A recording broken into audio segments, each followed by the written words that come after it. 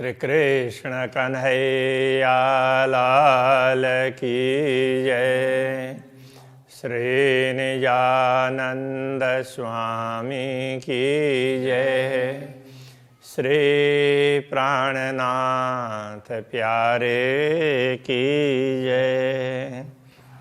अर्शना सुत दो इतही होशिए जाहिर अपनी शरत देखे मोमिन दुनि जलते बीच बैठे अपनी विस्ता बीच बैठे अपनी विस्ता।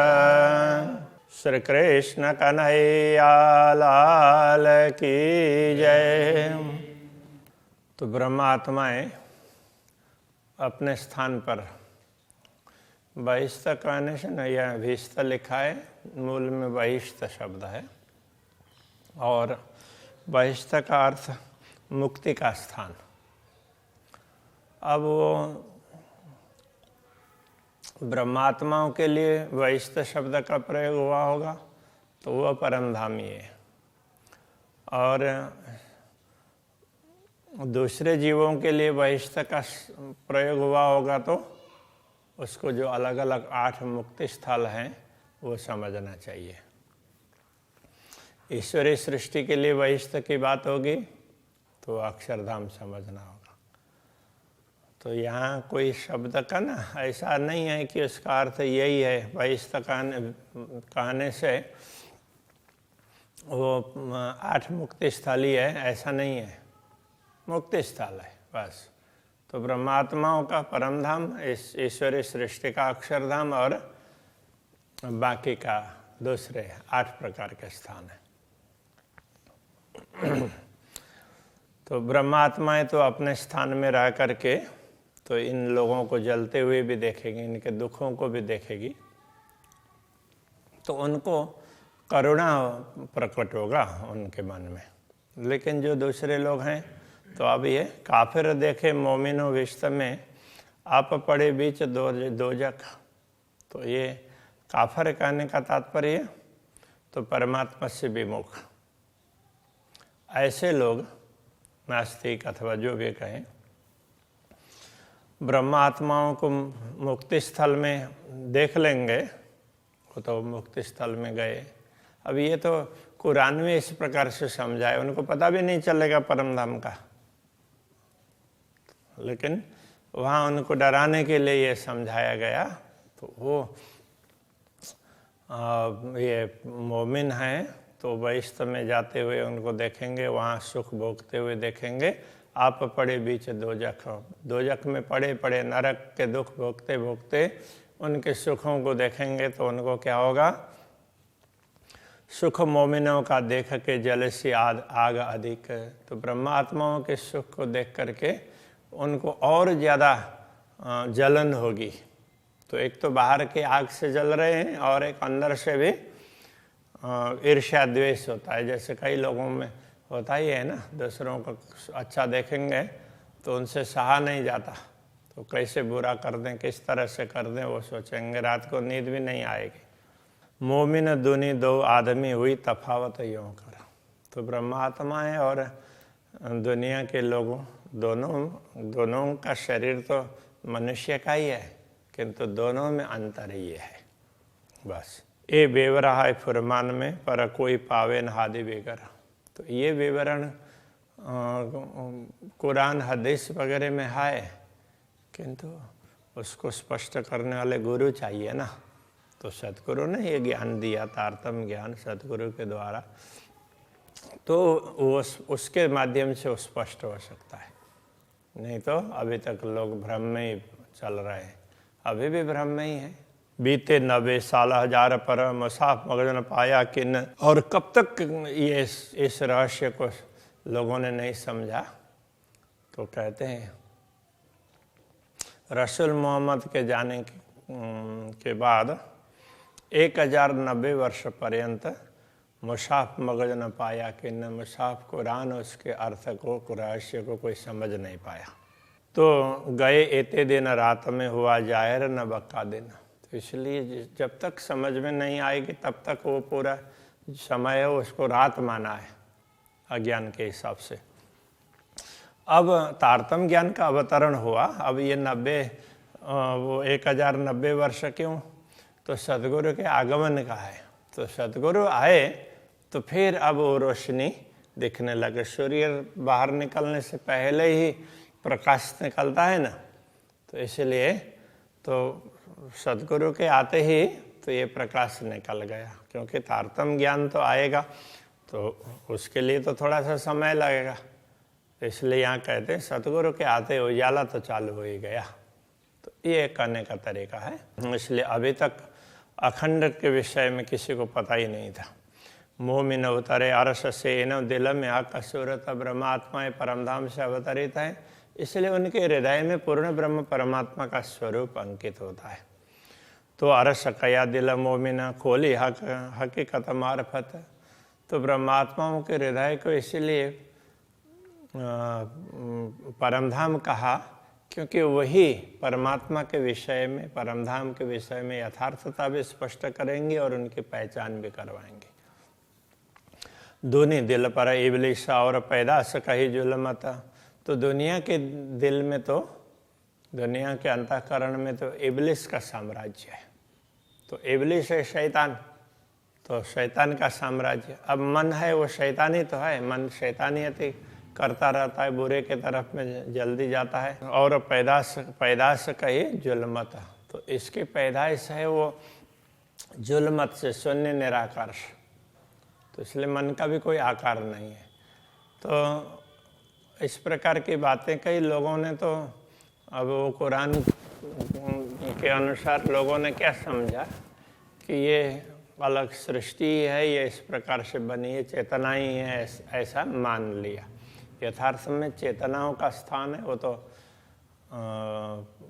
अखंड ही होगा। चेतनाएं हमेशा अखंड में होती है, वो कहीं नश्वर में नहीं होती है। अब कुरान की परंपरा में इस प्रकार से समझा है। यहाँ कई स्थानों पर ऐसी बात आती है तो उस हिसाब से समझना चाहिए। काम हाल इनो अंधेर में, तो इनके काम का मतलब इनका आचरण, और इनका हाल करने का मतलब इनकी समझ, इनका अंतःकरण, मन हो, बुद्धि हो, चित्त, अहंकार, सारे के सारे अंधेरे में ही हैं। हवा को खुदा कर पूजे था, इसलिए वो माया को ही परमात्मा समझ करके पूछते हैं। माया के कोई भी स्वरूप होंगे तो उसी को परमात्मा समझेंगे। कुलफ हवा का दुनी के दिला आँखों कानों पर। कुलफ का अर्थ होता है ताला। अब हवा का, माया का, अज्ञान का, अंधेरा का, जो भी कहें तो बात तो एक ही है। तो वो ताला, उसका ताला लगा हुआ है। कहाँ पर ताला लगा हुआ है? लोगों के दिल में, आँखों में, कानों में, सब में ताला लगा हुआ है। बुद्धि भी उनके काम नहीं करती है तो आँखें भी बंद है और अच्छी बात सुनते भी नहीं है। ईमान क्यों न आए सके लिखा फुरमान इमें यों कर। इसलिए कुरान में ऐसा लिखा है कि ऐसे लोगों में कभी भी ईमान आ ही नहीं सकता, ऐसा लिखा है। कौल फैला हाल मोमिन के नूर में रो अल्लाह आया इनों पर। तो ब्रह्मात्माओं के कौल फैल हाल का मतलब मन, वचन और कर्म, ये सब अखंड के तरफ ही है। उनका मन भी अखंड में है, वचन भी, और कार्य करते हुए भी वो सोचते हैं तो हम तो परमधाम में ही हैं और वहीं कर रहे हैं, ऐसा सोचेंगे। रूहा अल्लाह आया इनों पर, इनको ही समझाने के लिए श्री श्यामा जी अवतरित हुई है। दिया इल्म लुदन्नी इनको खोलने मुसाफ खातर। इनको इल्म लुदन्नी का तात्पर्य तारतम ज्ञान, स्थिर ज्ञान, तारतम ज्ञान प्रदान किया, ताकि अभी तक के जितने भी धर्म ग्रंथ हैं, केवल यह मुसाफ ही नहीं, उसको ही खोलना नहीं है, जितने भी धर्म ग्रंथ है जिसमें परमात्मा संबंधी बातें की गई है वो इन तारतम ज्ञान से स्पष्ट करेंगे। इसलिए इनको ये तारतम ज्ञान दिया है। राह तौहीद पाई इन्होंने, तो इनको ही अद्वैत का मार्ग प्राप्त हुआ। जो राह मुस्तकीन सरात, तो जिस मार्ग के लिए कुरान में क्या कहा है? मुस्तकीम सिरात। तो इसे मेरे ख्याल में हदीस में कहा होगा, फारसी में है। तो मुस्तकीम सिरात का अर्थ होता है सर्वश्रेष्ठ मार्ग। सिरात का अर्थ होता है मार्ग, मुस्तकीम श्रेष्ठ। तो वो भी सबसे श्रेष्ठ, तो सर्वातिशय श्रेष्ठ ये भी बोल सकते। ए मेहर मोमिनों पर तो भाई जो तले कदम हक जाता, तो ये कृपा ब्रह्मात्माओं पर इसलिए हुई कि वो राज्य के चरणों में ही है, तो उन पर कृपा तो होगी ना। हुई लानत अजाजिल को सो उलट लगी सब जहान। तो कुरान में एक ऐसा प्रसंग भी आता है कि अजाजिल को धिक्कारा गया और बहिश्त से निकाला, तो उसको जो धिक्कार मिली तो वो पूरी दुनिया को वो मिल गई, दुनिया में बट गई, तो सारी दुनिया के लोग हैं वो खराब कहे गए, ऐसा लिखा। इब्लिस लिखा दूनी नस्लें, तो अब दुनिया की नस्ल में उनके वंश में तो दुनिया में आदम के वंशज हैं, उन पर तो उनके मन में तो इब्लिस का साम्राज्य है, उन पर तो इब्लिस का साम्राज्य है।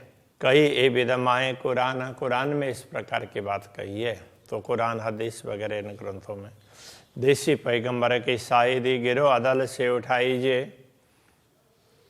जब ये ब्रह्मा आत्माएं अवतरित होंगी तो पैगंबरों की शायदी देंगी, जितने पैगाम देने वाले हैं उन सब की साक्षी देंगे। केवल वो मुस्तफ़ा बेग उसको ही सर्वश्रेष्ठ नहीं बोलेंगे, जिन जिन लोगों ने भी परमात्मा संबंधी ज्ञान दुनिया में वितरित किया है उन सब के प्रति आदर भाव रखेंगे, तो और उन सब की साक्षी देंगे। गिरो अदल से उठाइए। अदल का तात्पर्य होता है अदल करना, न्याय करना। तो उन सब को देख करके ब्रह्मात्माओं का हाल चाल वगैरह अलग है, दूसरों का अलग है, तो इस प्रकार से उनको उसमें से उठाएंगे, तो जागृत करेंगे परम धाम में, उनके प्रति उस प्रकार का न्याय होगा। करी हक हिदायत इनको कहे बहुत नारी एक नाजी ए। तो कुरान में ये कहा है कि खुदा ने इनको ही हिदायत दी है, इनके लिए ही मार्गदर्शन दिया है। बाकी लोग तो सब 72 नारी, तो 72 विभाग है, उनको तो नारी ऐसा कह दिया, नरकगामी है ऐसा। एक नाजी है, एक नाजी धर्मनिष्ठ, वो तो यही समुदाय है, इस प्रकार कहा है। तन मोमिन असल अर्श में आड़ी नींद हुई फरामोश। ब्रह्मात्माओं का असली तन है वो तो परम धाम में है। अब उसमें ना तो वो राज्य के दर्शन करते करते बीच में एक पर्दा सा आ गया, इसलिए वो थोड़ी देर के लिए ब्रह्मात्माओं को राज्य के दर्शन छूट गए, तो वो ये फरामोश है। तो वह एक नींद जैसी आई, तो नींद का झोंका जैसा, तो सब कुछ भूल गए। सो नींद वजूद ले उड़िया तब मूल तन आया माए होश। तो ये नींद है वजूद को ले उड़ेगा के तात्पर्य, तो ये वजूद है। तो अब ये जो नींद, जब उनका जो स्वरूप है वहाँ, तो वो उनकी नींद हट जाएगी, थोड़ी देर नींद आई तो वो हट जाएगी, तो तब मूल तन आया होश माए होश। तो ब्रह्मात्माओं का मूल तन है वो तो सचेत हो जाएगा ना, तो सचेत था ही, थोड़ी देर के लिए नींद है, तो नींद उड़ गई तो बस वो सचेत हो जाएगा। दूनी तन जुलमत से इनकी असल न बक्का में। अब दुनिया के देखेंगे तो ब्रह्मात्माओं को तो असली तन परम धाम में, और दुनिया का तो ये नश्वर तन को ही स्वयं मान करके बैठे हुए हैं। तो इन्हीं की असल न बक्का में, इनकी असल परम धाम में नहीं है, अखंड में नहीं है। जब फरामोशी उड़ी जुल्मत तब जरा न रहा दुनी से। जब फरामोशी उड़ जाएगी ये और ये जुल्मत माया का आवरण वगैरह सब उड़ जाएगा, तब जरा न रहा दुनी से। तो दुनिया में क्या रहेगा, कुछ भी नहीं रहेगा। तो फिर इन आत्माओं का क्या होगा, तो उस प्रकार से समझाया। ये समझाने की रीत बात कुरान की है, कते परंपरा की, या कहीं वेद उपनिषद की नहीं है। तो उसमें तो दूसरे तरीके से समझाया गया है, यहाँ केवल डराने की बात बताई है। अरवा जो स्वप्न की देखे न जागृत को, इसलिए ये जो स्वप्न की आत्माएं हैं वो जागृत को नहीं देखती हैं। जो हो ये जागृत में असल सो आवे जागृत में। जो असल में जागृति में होंगे वही जागृत होंगे ना, बाकी तो जागृति नहीं हो पाएंगे ना। कई दुनिया हुई कुन्न सो जुल्मत उड़े उड़ता। दुनिया तो कुन्न से कही है, कुरान में इस तरह से कहा, तो ऐसे ही कल्पना कर दी और हो गई। तो अब वो जुल्मत उड़ते ही, ये शून्य निराकार उड़ते ही, तो उनका कोई अस्तित्व ही नहीं रहेगा। ताको भिष्ट देशी हादि हुकुमे गिरो मोमिनों की बरकत। ऐसी आत्माओं को जिनका कोई अस्तित्व ही नहीं है, इस प्रकार कहा है। तो फिर वहाँ ये भी बताया गया है कि जो ब्रह्मात्माएं होंगी उनको भी मुक्ति दिलाएंगे, इस प्रकार की बातें कही है। ये ब्रह्मात्माओं की शक्ति है। सिफत करेंगे सब कोई धुनि विस्त कीजिए। तो अब यदि ये दुनिया वैष्णव में चली जाएगी तो भी ये सबके परमात्माओं की महिमा गाएंगी। हक हादि रुए वाई दत्ता विस्त हुई इन वास्ते। तो ये ब्रह्मात्माएं क्या है, श्री राज्य और श्यामा जी के अद्वैत अंग में ही है। तो इनके लिए ही वो दूसरों को वैष्णव मिला है, वहाँ पर इनकी पूजा होगी। इसलिए मैं ब्रह्मात्माओं की महिमा बता रहे हैं इसलिए। तो कारण तो अलग अलग होते हैं। खुदाए कर पूजेंगे बका मीने बेशक। तो ये जो जीव मुक्ति स्थल में जाएंगे वो ब्रह्मात्माओं को परमात्मा समझ करके उनकी पूजा करेंगे। पाक होशिया का इल्मसों करे बंदगी होए आशिक। तो वो ब्रह्म ज्ञान से पवित्र तो होंगे ही, और फिर आशिक होकर के, अनुरागिनी होकर के बंदगी करेंगे। तो ब्रह्मात्माओं की पूजा ही करेंगे एक प्रकार से।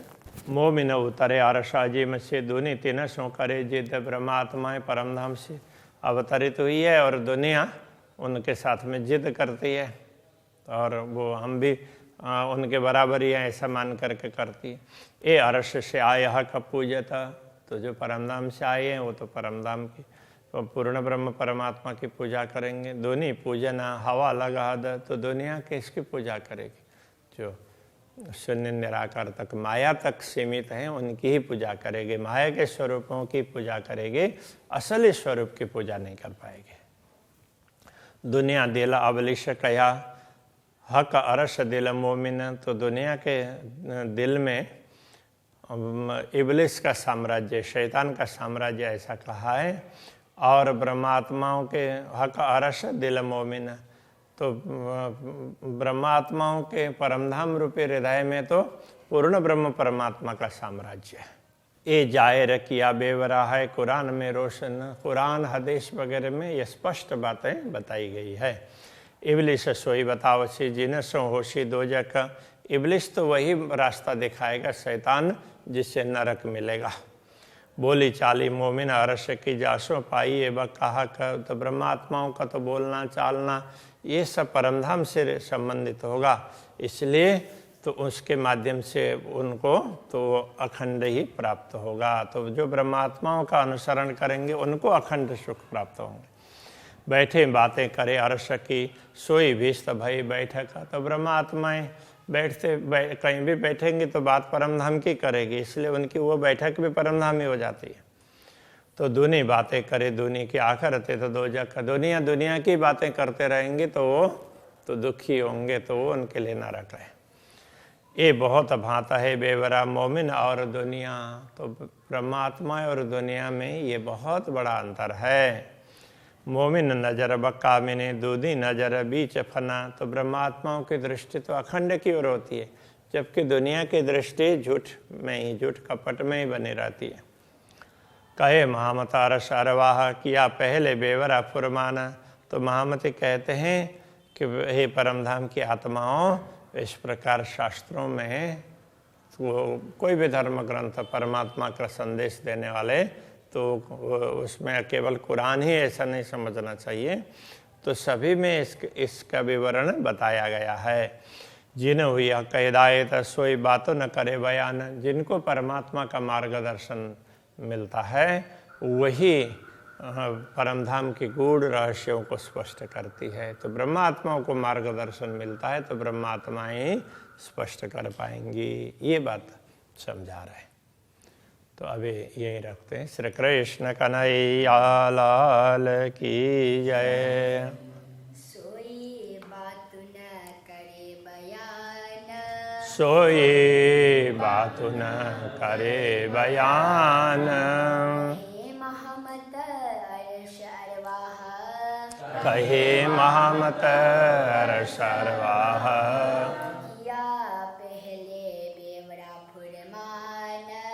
या पहले जिना हुई हक हिदायत जिना हुई हक हिदायत सोई बात न करे बयान कोई बात न करे सोई बात न करे बयान सोई बात न करे बयान